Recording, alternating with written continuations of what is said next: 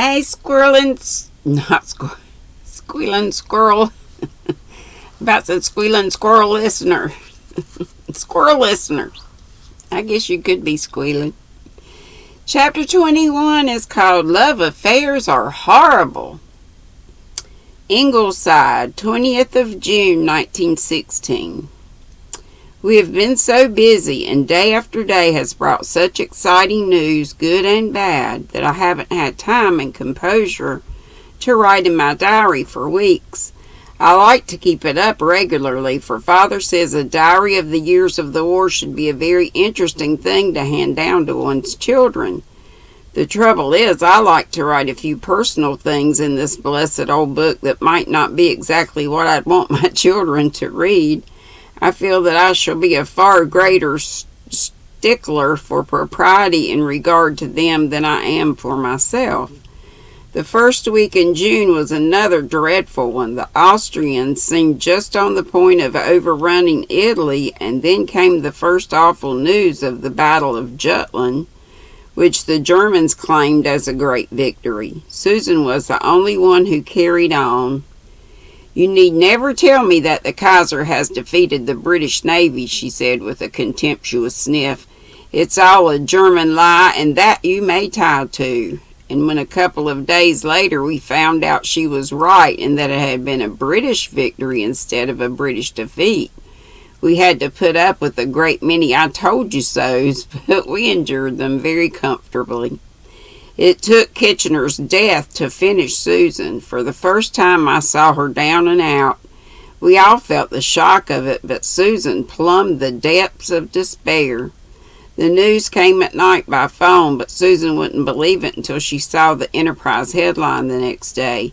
She did not cry or faint or go into hysterics, but she forgot to put salt in the soup, and that is something Susan never did in my recollection. Mother and Miss Oliver and I cried, but Susan looked at us in stony sarcasm and said, "The Kaiser and his 6 sons are all alive and thriving.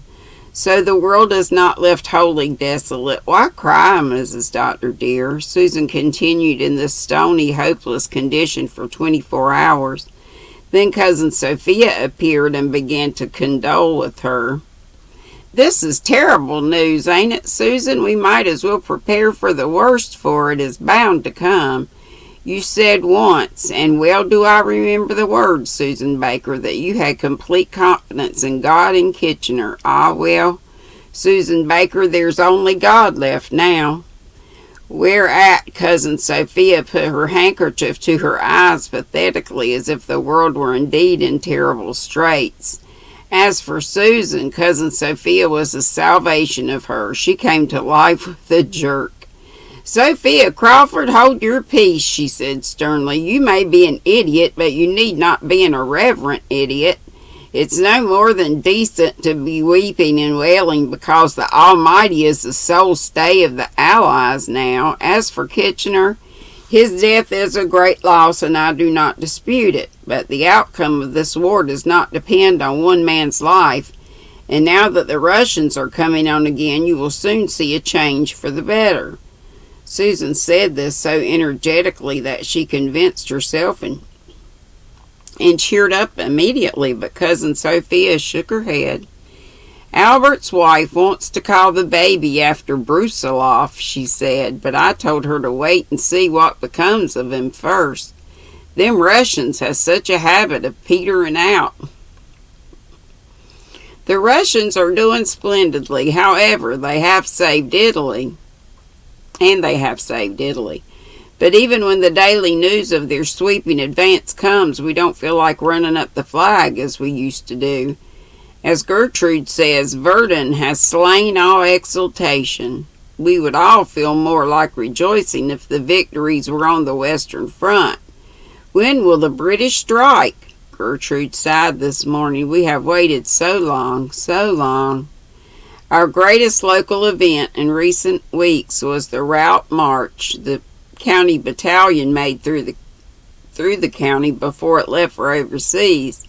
They marched from Charlottetown to Lowbridge, then round the harbor head and through the upper Glen and so down to St. Mary Station. Everybody turned out to see them except old Aunt Fanny Clow, who was bedridden, and Mr. Pryor, who hadn't been seen out, even in church, since the night of the Union prayer meeting the previous week. It was wonderful and heartbreaking to see the battalion marching past. There were young men and middle-aged men in it. There was Laurie McAllister from over harbor, who's only 16 but swore he was 18 so that he could enlist. And there was Angus McKenzie from the Upper Glen, who was 45 if he's a day and swore he was 44. There were 2 South African veterans from Lowbridge and the 3 18-year-old Baxter triplets from Harbor Head. Everybody cheered as they went by, and they cheered Foster Booth, who is 40, walking side by side with his son Charlie, who is 20.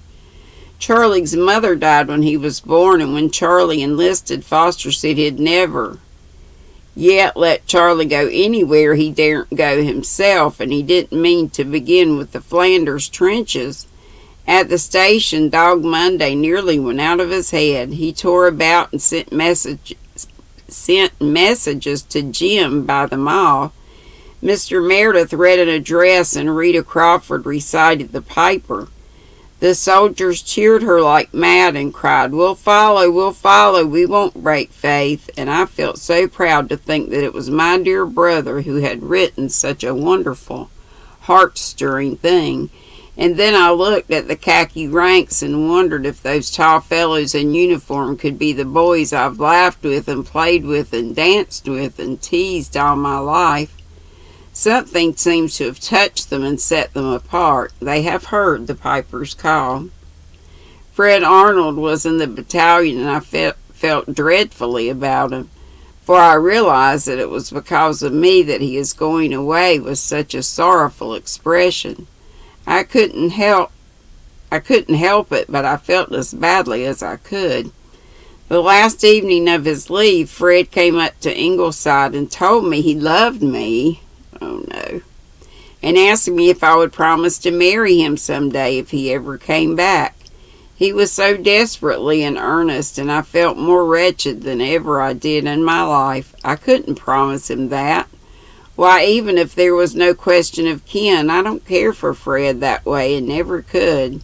But it seemed so cruel and heartless to send him away to the front without any hope of comfort. I cried like a baby, and yet, I'm afraid that there must be something incurably frivolous about me, because right in the middle of it all, with me crying and Fred looking so wild and tragic, the thought popped into my head that it would be an unendurable thing to see that nose across from me at the breakfast table every morning of my life. That is one of the entries I wouldn't want my descendants to read in this journal, but it is the humiliating truth, and perhaps it's just as well that thought did come, or I might have been tricked by pity and remorse into giving him some rash assurance. If Fred's nose were as handsome as his eyes and mouth, some such thing might have happened, and then what an unthinkable predicament I should have been in.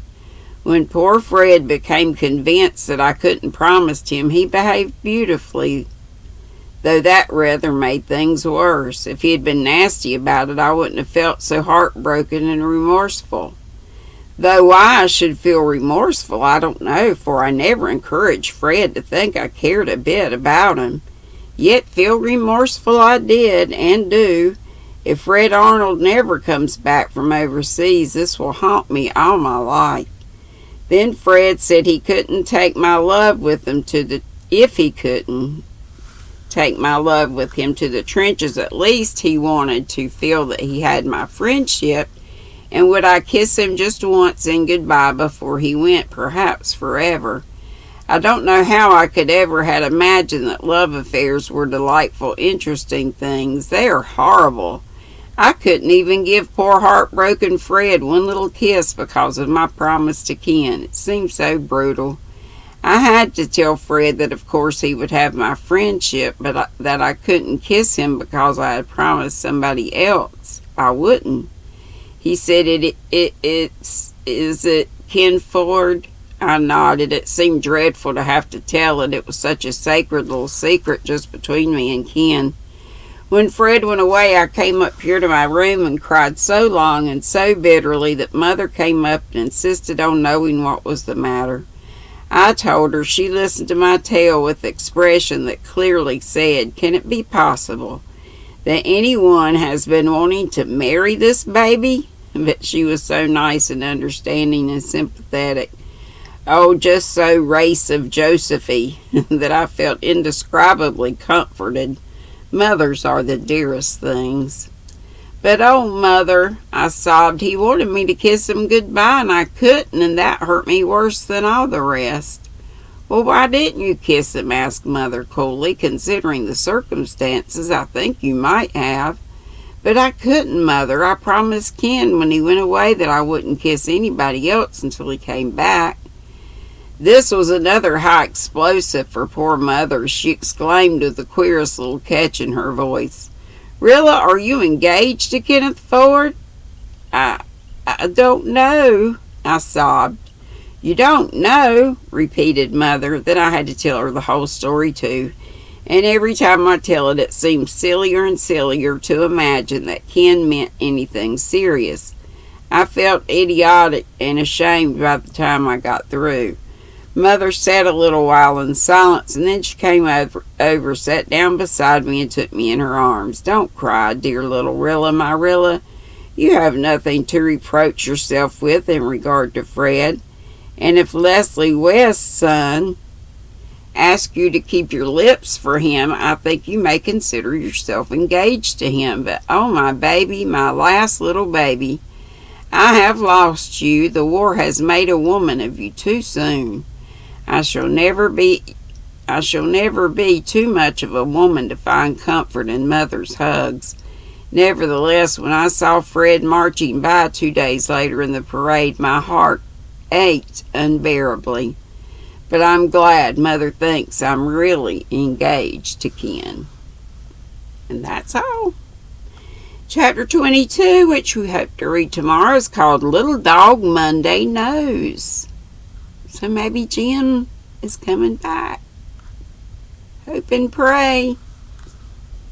And Walter too. See you later. Love you bunches. Hope to see you live at 5 today. Not feeling so great, but hoping I'll feel better. Love you bunches. Be sweet, don't be ugly. Bye-bye.